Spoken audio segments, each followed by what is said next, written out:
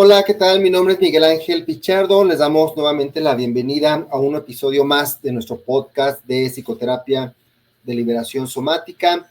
Y el día de hoy tenemos un tema muy interesante que tiene que ver con el cuerpo y el inconsciente. Va a ser una charla que vamos a entablar con mi estimada Erika Lara, que ella es psicóloga, también tiene una formación en psicoanálisis y también de forma interesante se ha metido en todo este tema de la psicoterapia somática, de contacto con el cuerpo, y aparte, ¿verdad? Para toda una cajita de monerías, pues también hace trabajo de sanación ancestral a través de los temazcales. Ella tiene un centro junto con su pareja allá en la zona metropolitana de la Ciudad de México. Erika, gusto Hola. en saludarte, bienvenida a este tu espacio, ¿cómo estás? Hola, muy buenas tardes, estoy muy bien, muchas gracias por la invitación, Miguel, es un honor el que me hayas invitado a compartir este espacio. Y aparte, Erika es colaboradora de Altersoma, es una de nuestras instructoras, maestras allá en la Ciudad de México, y también trabaja con la técnica del Somajara, y ahorita están allá impartiendo una serie también de entrenamientos que tienen que ver con esto, ¿no? Erika, pues vamos a empezar de lleno a este tema del cuerpo y el inconsciente. Yo te quise convocar con este planteamiento, pues primero sabiendo que tú tienes una formación en el campo del psicoanálisis y segundo que trabajas con el cuerpo. ¿Cómo tejes tú teóricamente, verdad, el inconsciente con el cuerpo? Pues fíjate que me gustaría platicarte así brevemente un poquito de la historia de cómo llegué a la terapia psicocorporal, ¿no? Que fue como esta parte de poder mirar más todo el impacto que tiene. Yo, y bueno, también hacer una pequeña aclaración, no soy psicóloga, soy comunicóloga, tengo una licenciatura en comunicación, pero hice una maestría en psicoanálisis, ¿no? Y entonces llevo muchos años ejerciendo el psicoanálisis, y la verdad es que yo sigo creyendo mucho en el psicoanálisis porque he visto todo lo que se puede generar con eso, ¿no? Es como la base, ¿no? Es como, si quieres aprender a leer, tienes que aprenderte el abecedario, pues en este asunto del crecimiento y conocimiento personal, el psicoanálisis es la base. ¿Por qué? Porque hace un trabajo de autoconocimiento. Entonces, llevaba yo muchos años ya en consulta en psicoanálisis y me iba bastante bien, nada más que ciertamente el progreso de los pacientes, pues realmente el rango en tiempo, pues sí es largo, digamos, ¿no? Yeah. A partir de una crisis personal con el duelo de mi madre, ¿no? Mi mamá fallece, entonces es un duelo muy difícil que atravieso. Y entonces me quedé como paralizada de pronto y la vida me llevó justo a conocerte, ¿no? Me llegó una invitación a un diplomado de procesos psicocorporales. Yo en ese momento no sabía de la terapia psicocorporal. Y dije, lo voy a tomar como terapia Ocupacional. ocupacional, la verdad, porque en realidad estaba yo metida en un hoyo muy fuerte, ¿no? A pesar de que pues yo he tenido, tuve un proceso psicoanálisis, es decir, mi propio proceso, pues también bastante formal, largo y que pude como trabajar mucho al respecto. Entonces, cuando llego al diplomado, me encuentro con una posibilidad grandísima y yo puedo decirte que a partir de esta parte de empezar a mirar qué le pasaba a mi cuerpo y las respuestas y toda esta situación, me pude salir de ese momento oscuro del duelo de mi madre, ¿no? Y entonces, a partir de esa experiencia personal, te digo, yo sigo creyendo mucho en el psicoanálisis, pero también hoy puedo ver que no alcanza, ¿no?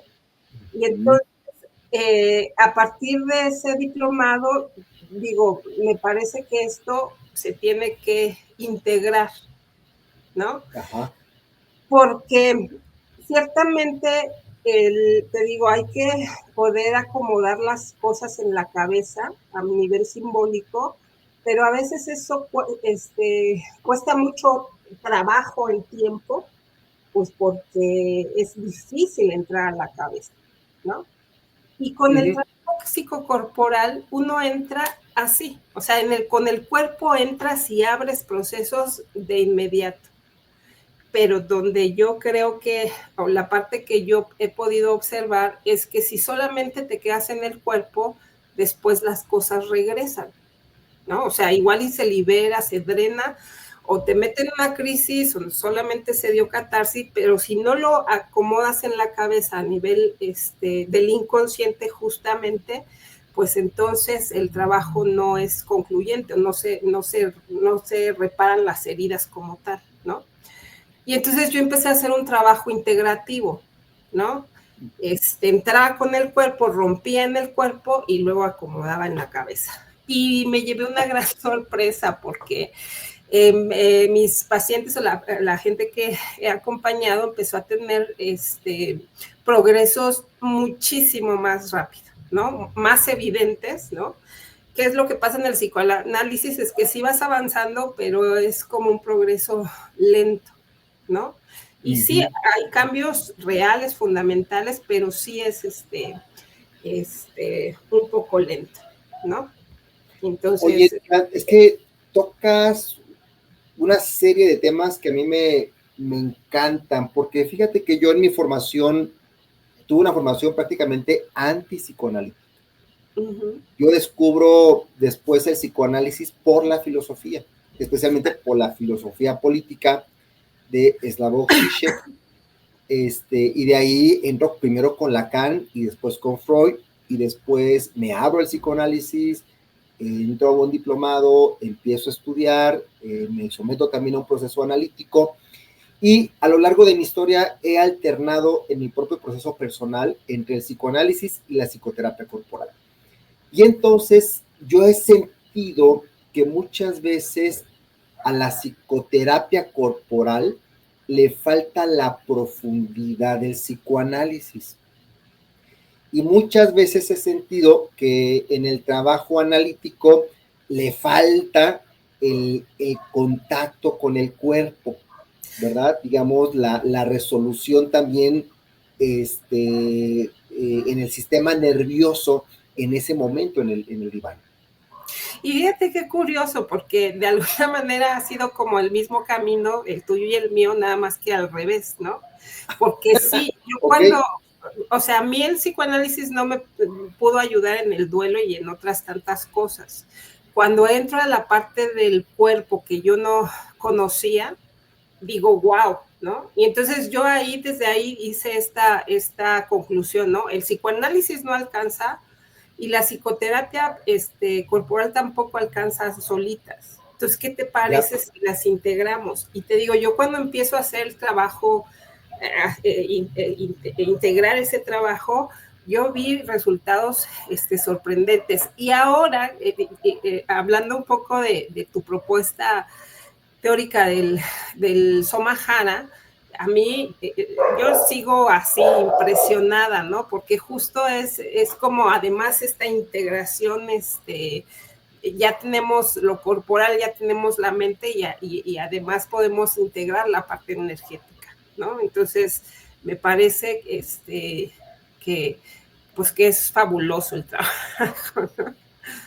Y aparte, Erika, fíjate que en esta integración del psicoanálisis y la psicoterapia corporal, es la fórmula original, porque, bueno, quien de alguna forma coloca las bases, los fundamentos de esta psicoterapia corporal, pues es Wilhelm Reich, y él fue discípulo y fue psicoanalista en la época de Freud. y sí. después, más o menos a inicios de los años 30 del siglo pasado, o sea, en 1933 más o menos, él no solamente se separa, sino es el primer psicoanalista que corren de la Sociedad Psicoanalítica Internacional, pero Tiene él ese empieza... ¿Cómo? Tienes Tiene honor. ese honor de ser el primer corrido. El primero, pero fíjate que hay algo interesante, porque él en aquel momento empezó a integrar, digamos, el psicoanálisis con el tema del sistema nervioso en el cuerpo. Entonces, yo creo que esta formulación reichiana de integrar la técnica psicoanalítica de la interpretación, la defensa, la transferencia, verla desde el punto de vista del sistema nervioso, pues hay un efecto, podríamos llamarlo así, materialista de Reich al plantear el tema del inconsciente. O sea, ya no habla de un inconsciente que no se puede identificar en una parte del cerebro, ¿no? Porque será, digamos, como en qué parte del cerebro se da el inconsciente, sino que el planteamiento reichiano no se encuentra en el cerebro, se encuentra en el cuerpo, se encuentra en el sistema nervioso. Hay inconsciente también ahí en la musculatura, ¿no? O sea, tú, al poder tú realizar, porque tú como psicoanalista realizas un tipo de escucha, una escucha del inconsciente, ¿cómo te va con esta escucha del inconsciente en el cuerpo o desde el cuerpo? ¿Cómo es eso, Erika? Pues es que sí, justo, ¿no? Yo lo que me empiezo a dar cuenta es que también en el cuerpo hay memorias, que están como atrapadas ahí o encapsuladas, ¿no? Que están dentro del cuerpo, memorias,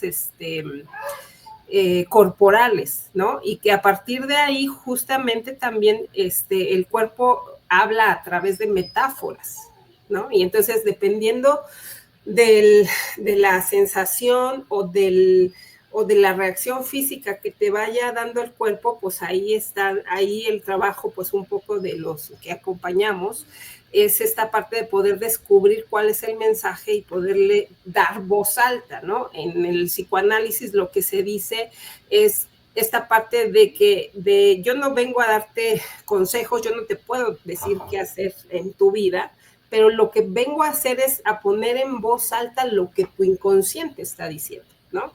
Y entonces en el trabajo del cuerpo es exactamente el mismo, es decir, es esta parte de poder estar mirando lo que le sucede al cuerpo, poder entender esa metáfora del cuerpo y poder hacer que el paciente pueda entenderlo, a poner en voz alta esa necesidad que tiene que abrirse y tiene que poder tener esa posibilidad de comunicar, ¿no? Cuando hacemos este proceso de historización de la psicoterapia corporal y nos remitimos primero a Wilhelm Reich y posteriormente a Freud, nos encontramos que en los inicios del psicoanálisis, Freud también tocaba a sus pacientes, por ejemplo, los tocaba acá en la frente, también les decía que se tomaran cierto tipo de baños, ¿no? Después surge también en la época del mismo Freud un psicoanálisis activo, un conjunto de psicoanalistas también proponen que no solamente el paciente esté inmóvil en el diván, sino también les prescriben cierto tipo de movimientos, ¿no? Entonces ya en el psicoanálisis, digamos, en sus orígenes y algunas vertientes tempranas del psicoanálisis, ya empieza a estar presente también el tema del cuerpo. ¿Qué otras perspectivas tienes tú sobre esta relación entre cuerpo y psicoanálisis? Por ejemplo, en otras corrientes psicoanalíticas, no sé, kleinianas, de Winnicott, de las relaciones objetales, de Lacan. ¿Cuál es el panorama dentro del psicoanálisis sobre el cuerpo? Pues mira, en realidad, yo en la parte de mi paso por la formación en psicoanálisis y viendo distintas escuelas, a lo mejor me falta información, La verdad es que el trabajo en el psicoanálisis ha olvidado el cuerpo, e incluso desde la parte, o por lo menos en la parte de la práctica en este de país, la práctica, ¿no? ya. A mí, yo estuve en un proceso de psicoanálisis duro, 8 años, y por eso es que te digo, al final del día, esta parte de este momento difícil que yo tuve, el psicoanálisis no me ayudó, se quedó sin posibilidad, justamente por esa parte de esa distancia corporal. Incluso en la formación te dicen, no puedes saludar ni de mano, ¿no? A eso voy, Erika. A ver, porque hay un conjunto, o sea, no es que tú bien lo dices, tú no estudiaste psicología, vienes de una licenciatura en ciencias de la comunicación y después haces la maestría. Pero uno que se forma desde el ámbito de la psicología, desde muy temprano, independientemente de que sea psicoanálisis o no, ya hay como un tabú, una restricción con respecto al contacto físico entre el terapeuta y el paciente. Ahora, tú vienes también de una formación mucho más ortodoxa, donde no solamente no hay contacto, sino a veces en el psicoanálisis de diván no hay contacto visual.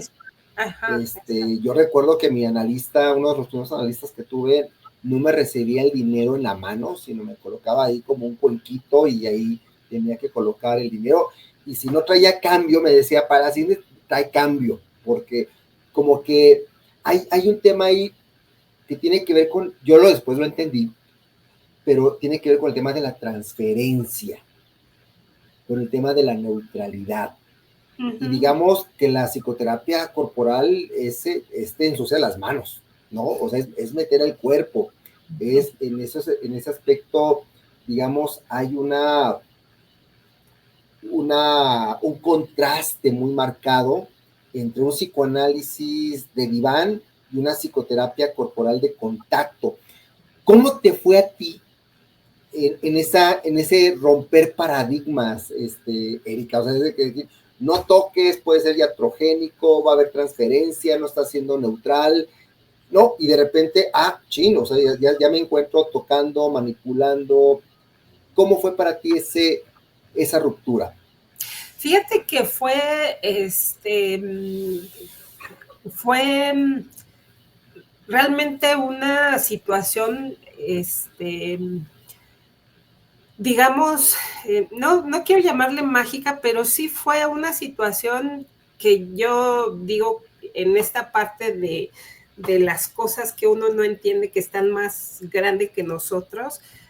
Sí fue un camino que se me abrió de manera muy afortunada, ¿no? Digo, sí viene de un proceso difícil de mi vida, pero ciertamente yo vengo de una formación psicoanalítica de esas, como dices tú, ortodoxas, y que sí, yo no podía saludar de mano, no contacto visual, trabajé muchos años en diván, y sí, así como de que nomás sepan el número de tu consultorio, ¿no? De ti.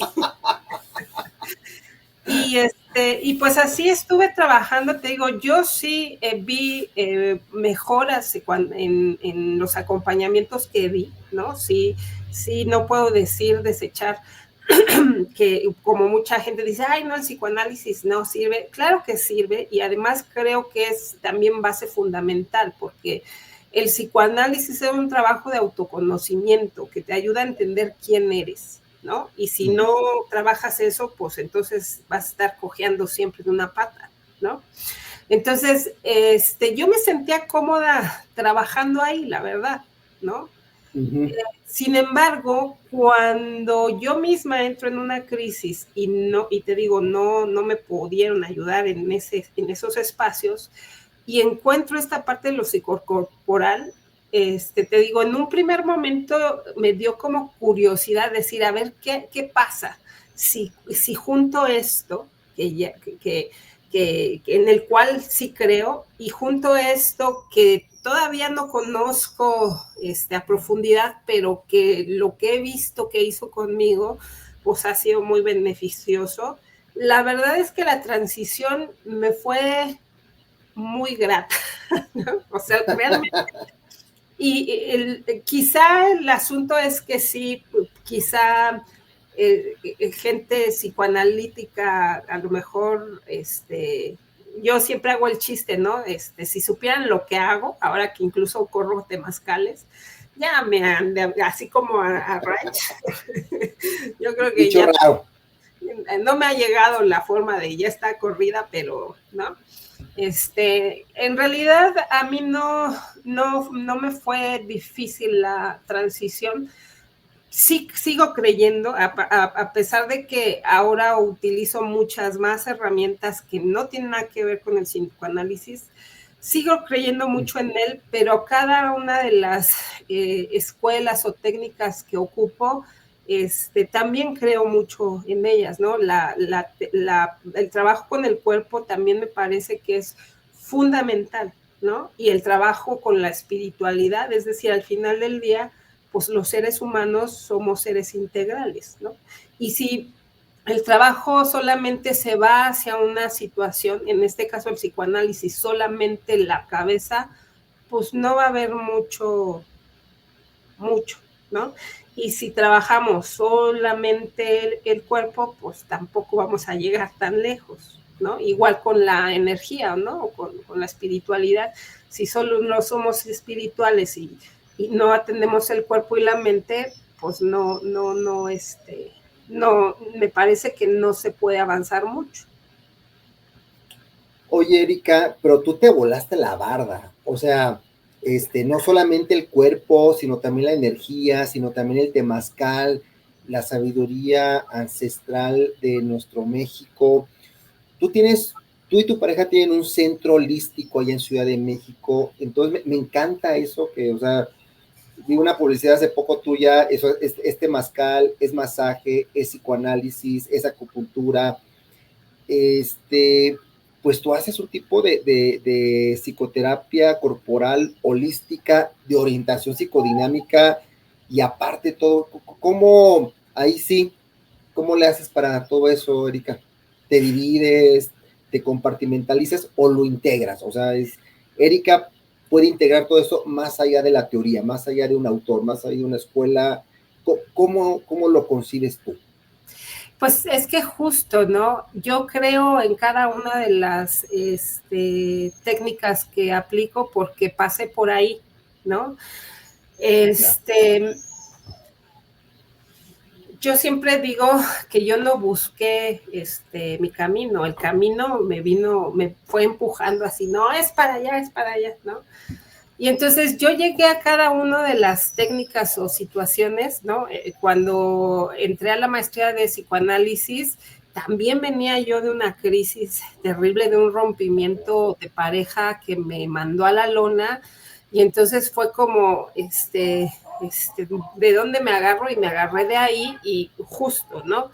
Para poder estar ahí tenías que tener tu proceso terapéutico. Y entonces yo alcé la mano, luego le digo de yo quiero a mi terapeuta, ¿no? Y entonces esta primera terapeuta con la cual hice un trabajo psicoanalítico extraordinario, me hizo ser quien soy, es decir, me dio las herramientas de saber quién soy, qué me duele, cómo funciono, ¿no? Y entonces me ayudó a conectar la mente con la palabra, es decir, me construyó como persona, porque antes de eso, pues, estaba yo muy perdida. Cuando entro a esta parte de la terapia psicocorporal pasa lo mismo, vengo de una crisis y entonces justo este camino es el que me ayuda, y cuando empiezo a hacer el camino rojo, ¿no? Que hice danza de luna, pues también venía yo de un proceso, ¿no? Es decir, al final del día, las situaciones complicadas de la vida que he tenido, que he podido resolver a través de todas estas herramientas o estos caminos, estos procesos que me han ayudado a construirme y a integrarme, pues ya que pasé por lo difícil y que me pude construir, pues a partir de ahí también puedo guiar, ¿no? Entonces, en ese sentido, pues he aprendido también como a poder diferenciar, y creo que esta es una parte fundamental hacia todos los que nos dedicamos a esto, ¿no? Primero hay que dominar los propios demonios, porque si no, entonces le avientas el demonio a tu paciente o tu paciente te deja el suyo. Claro, Y entonces, claro, pues, claro. ahí ciertamente, si uno no está bien trabajado, pues ahí sí puede ser iatrogénico el proceso, ¿no? Erika, me gusta mucho tu testimonio porque me compartes mucho desde la crisis. Eso a mí me gusta porque no es que hayas tenido un giro epistemológico desde la teoría, desde la epistemología, desde la metodología. No es que hayas comparado un autor con otro y que hayas hecho un rational choice, sino que tú hablas más de las crisis que han marcado, y estas crisis han derivado en exploraciones, y esas exploraciones personales también han repercutido en tu práctica clínica, en tu escucha, eso me gusta mucho, ¿no? Yo creo que eso es algo muy, muy de lo dionisiaco de la psicoterapia corporal, que es precisamente estar en la vida. O sea, no te escucho que seas una mujer de que vada, ¿no? O que se resguarde en la teoría, sino que esto que estás tú viviendo viene del fragor de las crisis, de los chingadazos de la vida, ¿no, Erika? Sí, pues digo, si recuerdas un poco del entrenamiento de Soma, pues era yo de las más escandalosas, ¿no? Que se puede llevar, eso fácilmente quizás se lleva a veces a una situación de prejuicio de, ay, mira, la escandalosa, lo que sea. Pero en realidad yo lo que he podido aprender en la vida es que es un negocio muy redituable aventarte un infiernito de menos de 5 minutos, ¿no? De irte hacia el dolor, hacia eso que te da miedo, a eso que te está quemando, porque es un infierno atravesar por ahí, Sí. por el resto de tu vida, ¿no? Es decir, me parece que es un mejor trato, ¿no? Y entonces ciertamente también creo mucho en esta parte. Si uno no ha jugado fútbol, pues es muy difícil que puedas entrenar bien al equipo. Entonces, pues ciertamente mucho, o sea, yo tengo esta parte de la teoría, ¿no? Es decir, no soy improvisada, sí tengo estudios, ¿no? Y siempre me estoy capacitando, ¿no? En ese sentido, sé que la teoría es fundamental, pero también recuerdo a una maestra en la maestría que nos decía, el tridente de, no sé si se le llama así, el que sostiene Sí. la cámara, el que sostiene la El cámara, tripié. el tripié. Tripié. El tripié de la psicoterapia es la teoría, es la técnica, pero es el trabajo personal también. Porque si tú no pasas por ahí, ¿cómo vas a comprender el proceso del otro, no? Y entonces, pues sí, la verdad es que he tenido un camino de crisis que he podido atravesar, y que la mayor parte del acompañamiento que doy tiene que ver con que ya me crucé el camino, ¿no? Digo, la teoría la tengo, pero ciertamente el asunto de la experiencia de haber pasado por ahí, pues es lo que me ha dado mucho del expertise que hoy tengo, ¿no? Claro. Hay un tema ahí que a mí me interesa abordar contigo, que es el tema, dentro de esta parte del inconsciente, obviamente se encuentra la parte de la palabra, ¿no? Porque ahí en el psicoanálisis hay una escucha del inconsciente a través de la palabra, y es la conexión que hay entre la palabra y el cuerpo, porque fíjate que estaba leyendo a un analista, psicoterapeuta corporal, que decía que la interpretación, ¿verdad? Podía mover la coraza caracteromuscular. O sea, que también la palabra, la interpretación de la defensa y de la transferencia del analista también resonaba en estructura corporal. O sea, hay algo ahí que también se juega en el cuerpo del paciente que no necesariamente pasa por un contacto táctil, ni siquiera por el movimiento, sino que también la palabra toca el cuerpo, ¿no? ¿Tú Sí. cómo has experimentado esta parte de la interpretación, de las defensas, donde se moviliza toda esta parte de la coraza caracteromuscular? Fíjate que una experiencia que me parece importante compartir es justamente uno puede estar haciendo un ejercicio de descarga, punto, ¿no? De descarga de enojo, ¿no? Y entonces le pides que reclame al paciente, ¿no? Y entonces el paciente dice, ay, pues vete al demonio, ¿no? Y no pasa nada. Y entonces, si encuentras la palabra que se va a identificar con la emoción, todo cambia, absolutamente todo. Y en vez de decirle estúpido, le dices maldito, ¿no? Aunque es una ofensa, a lo mejor es un reclamo, pues dirás, pues estúpido, maldito, ¿cuál es la diferencia? Pues sí cambia, ¿no? Y se notan luego en la reacción del cuerpo, y eso tiene que ver con justo conectar esa memoria a nivel de simbólico. No nos metemos ya en la historia, ¿no? No es necesario. Ajá.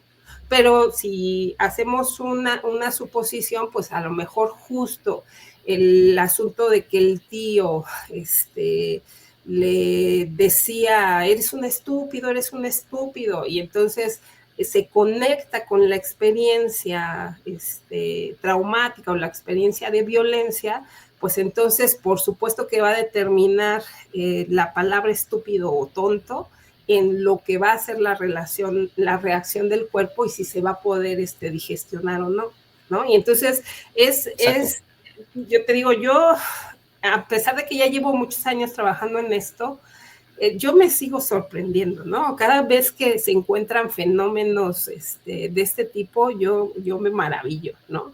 Porque además son como cosas así tan finitas. ¿Quién iba a decir que una sola palabra, ¿no? Que una palabra u otra va a determinar si se puede llegar a la posibilidad de hacer la conclusión del trabajo, ¿no?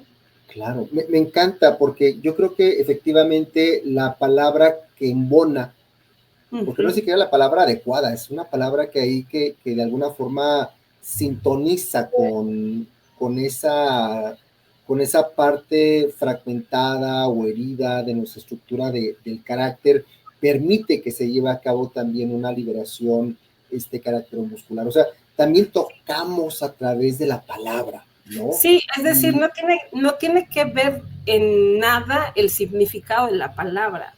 No tiene que ver en absoluto si está bien enunciada o no, o si está, como dices tú, adecuada al discurso. No, es esa palabra que va a ser el ganchito para sacar eso que está justo atrapado en ese nivel del inconsciente, ¿no?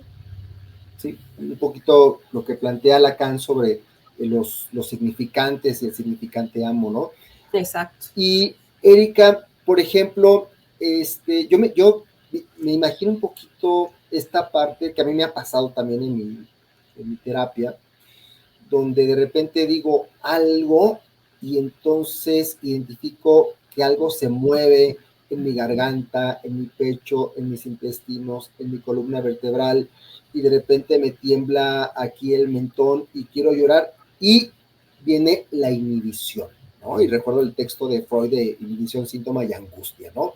Entonces, de repente, me cierro, porque digo, Claro. no quiero contactar con esta memoria. Y entonces esa restricción, esa inhibición se vuelve un síntoma, que es una defensa. Entonces llega Wilhelm Reich, digamos, en esos casos, y toca. Hay veces que no es un toque profundo, es solamente lo que actualmente podemos llamar un tapping, una imposición de manos, puede ir hasta un tipo de acupresión o un tipo de masaje miofacial, pero me refiero a que el contacto sirve de apoyo también a la palabra. Y dos, la palabra sirve de apoyo también al contacto. Ahí hay un bucle de retroalimentación muy importante entre palabra y contacto.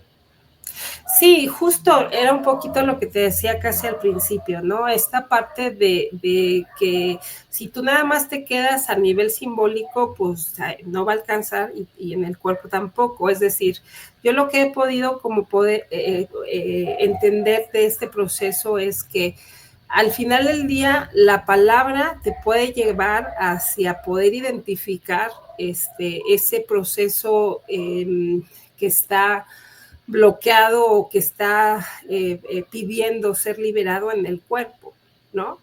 Pero un entendimiento, una comprensión o una aprehensión con H de un entendimiento, no se va a poder generar si el cuerpo está congestionado, ¿no?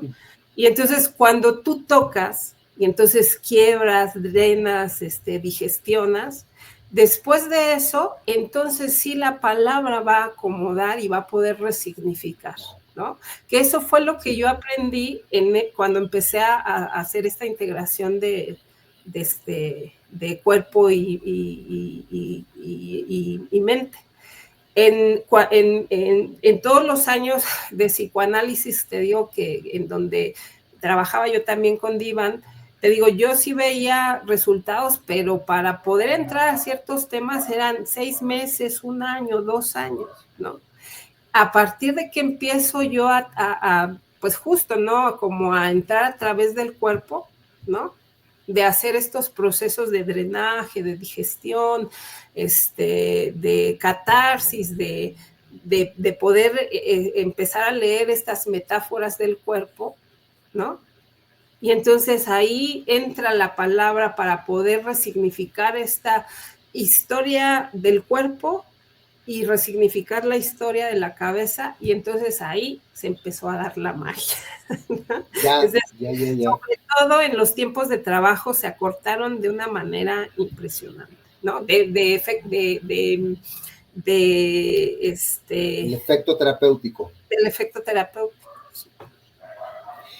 Y vamos a ir a otro lado de esta dimensión que tiene que ver con el silencio, porque también en el psicoanálisis está la palabra, Sí, pero hay un momento bien importante que es el silencio. Ahí ese silencio angustiante donde no se llena de positivismo, digamos, la sesión, pero en ese silencio también se mueve mucho. O sea, el silencio permite darle lugar a la angustia en el cuerpo, y muchas veces el silencio rompe con nuestro discurso racional y nos permite entrar ahí en el lapsus, en el síntoma, en el movimiento incómodo del diván, de la camilla, del asiento. ¿Cómo vas integrando tú también este tema del silencio en la psicoterapia corporal de orientación psicodinámica? Pues yo creo que tiene que ver como justo esta parte de los tiempos del proceso, ¿no? O sea, hay veces en que no puedes trabajar el cuerpo porque la resistencia está a todo lo que da, y entonces pues no te queda más que entrarle a la cabeza, aunque sean repeticiones y ciclos, y ¿no? Y bueno, ahí hay que poder mirar el timing y acompañar con amor, con respeto, con paciencia. Y de igual manera, ¿no? Hay veces que uno en la cabeza no logras nada y entonces entras al cuerpo. Y el silencio es como este comodín, digamos, ¿no? O sea, es un comodín que lo vas a ocupar, o que incluso el paciente lo lo manifiesta, ¿no? De manera natural en su propio proceso. Creo que aquí lo más importante en el silencio tiene que ver con lo que nos ocurre a los terapeutas con el silencio, ¿no? Que de pronto llega el silencio y entonces uno dice, ¿qué pasó? ¿Y quieres hablar o quieres investigar? ¿O qué? Y creo que en ese sentido, justo esta parte de poder tener esa posibilidad de tranquilidad, de paciencia, de respeto, de poder acompañar en el silencio, que yo creo que es de las partes más difíciles. A mí me parece que más de este lado, ¿no? Es decir, creo que hace más ruido el silencio de este lado a los que acompañamos que el propio paciente. Creo que el silencio del paciente es ese espacio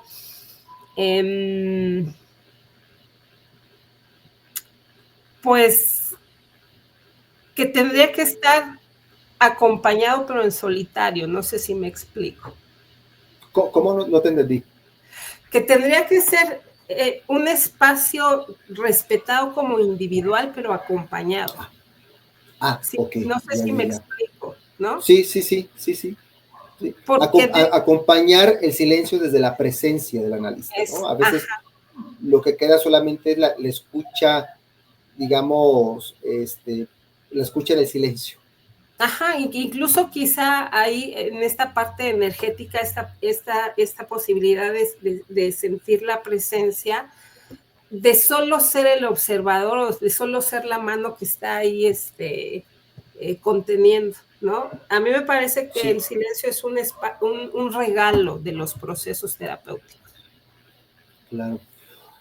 Erika, y a ver, porque yo creo que la perspectiva también del cuerpo y la mente, como lo tenemos, digamos, desde la filosofía occidental, desde René Descartes, desde la filosofía platónica, aristotélica, etcétera, cambia radicalmente con respecto a nuestra sabiduría ancestral de nuestros pueblos, ¿no?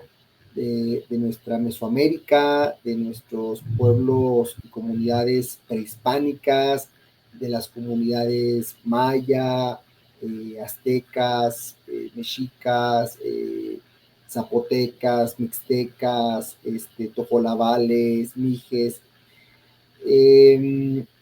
Tú hablabas hace rato del camino rojo y en estos caminos no hay ese conflicto cuerpo-mente. Hay a ver, dímelo tú, ¿cómo se ve desde esa cosmovisión? Mira, dentro de la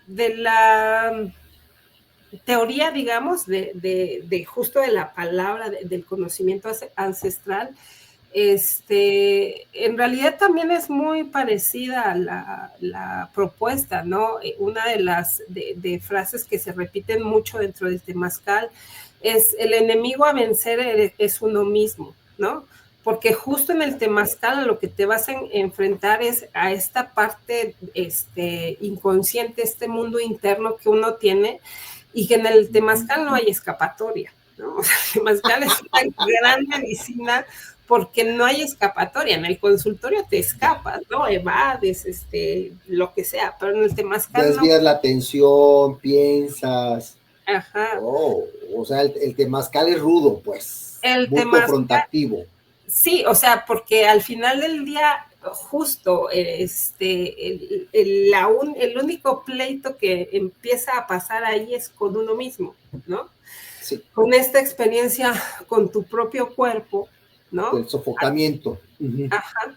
Y con esta guerra también, o esta lucha que empieza uno a tener a partir de esto que me está sucediendo en el cuerpo y todo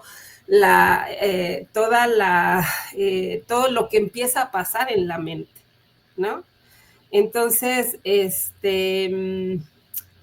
ay, se me fue tu pregunta.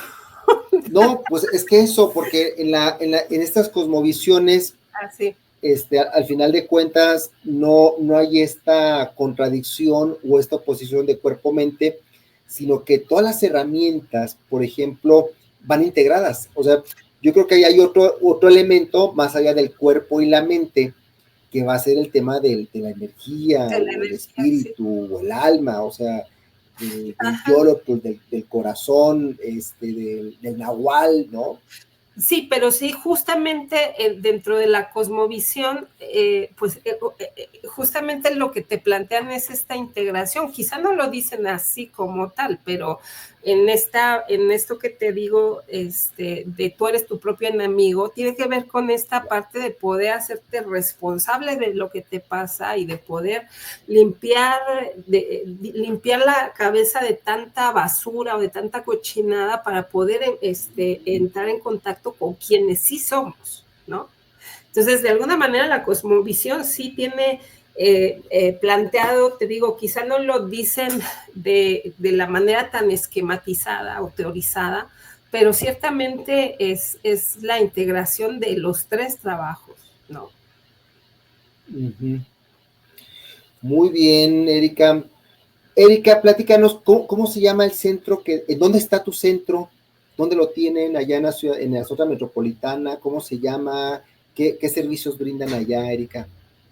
Mira, nuestro centro se llama Centro Yolotzin Terapias Integrativas, justo porque pues trabajamos a los tres niveles, mente, cuerpo y espíritu. Ajá. Uh-huh. ¿Qué significa Yolotzin? Explícanos. Yolotzin significa corazoncito, porque pues nosotros tenemos la filosofía de trabajar en amor y en respeto, ¿no? Es como... Acá tenemos el corazoncito arriba. Ajá, sí, justo. Muy bien. Uh-huh. Estamos en el Estado de México. Claro, perdón, porque todo lo que termina en sin, como Tonatzin, madrecita, Yolotzin es corazoncito. Ajá, en sí. diminutivo, que es una forma también como de apapacho, como una forma de maternaje. Sí, corazón es Yolot. Yolot. Ajá. Yeah. Entonces, Yolot sí es corazoncito. Uh-huh. Ok. Estamos en el Estado de México, muy cerca del Metro Impulsora. Y bueno, pues como te decía, pues trabajamos a los tres niveles, trabajamos la parte del cuerpo con acupuntura, masaje, el temazcal, trabajamos la parte de la mente y la emoción a través de estas escuelas de psicología, no nada más desde un enfoque, ¿no? Tenemos ya esta posibilidad de integrar varias escuelas, ¿no? Y entonces, pues la verdad es que es un acompañamiento, pues, bastante especializado, digamos, ¿no? Y tenemos la parte también de lo energético, espiritual, ¿no? Hacemos limpias energéticas, se trabaja con cuarzos, el temazcal, y bueno, muchas otras cosas más. Y bueno. Muy bien, pues ya tendremos también aquí al buen Dani para que nos hable también sobre la sabiduría ancestral y el cuerpo.